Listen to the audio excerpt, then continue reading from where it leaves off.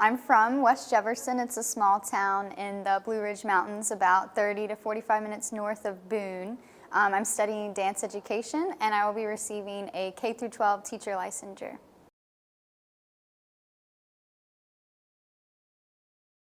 Through my research of ballet and ballet's history, I am proposing a optimal student learning environment that is created through an anatomical approach and an inclusive setting for students.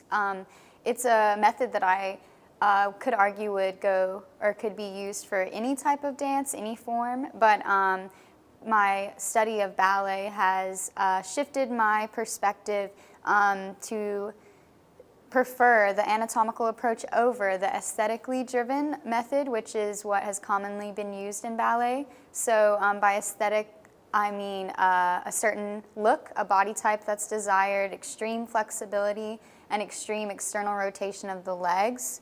And an anatomical approach values students as an individual, and through individual exploration challenges the students to acknowledge and recognize the differences in each of their anatomies, and acknowledge the fact that because we are all different doesn't diminish our dance ability in any way.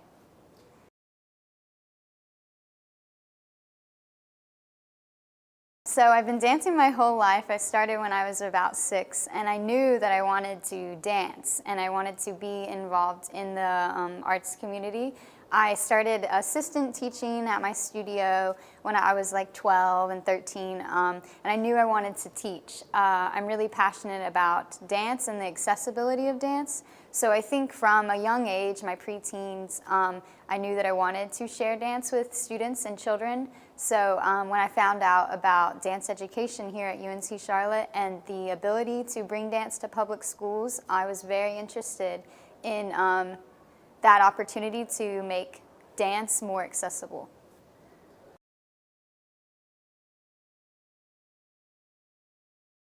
So right now I'm currently at First Ward Arts Academy, which is a magnet elementary school. I am doing a partner student teaching experience. This is my first actual student teaching experience as the teacher in the classroom, and we are doing one learning segment about structured improv dance. And so that experience has been really enlightening for me, and it was my first time working with a Title I elementary school classroom, and I learned a lot about classroom management and just how to get students engaged. I've also done outside opportunities like an internship with the John Crosland School, which is a private school in the Charlotte area for children with autism and ADHD, and I've learned a lot about how to teach and generate movement with kids.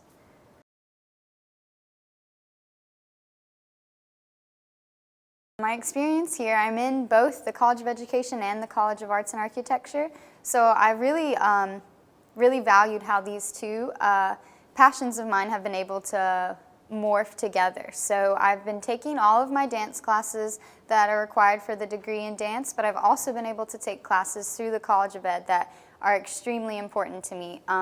One class that I took about teaching children with special needs has been very valuable. I've found in all of my teaching experiences and clinical opportunities. That was an opportunity that sparked my interest in reaching different student populations. I've also had dance education specific classes, methods courses that have really developed my skills as an instructor.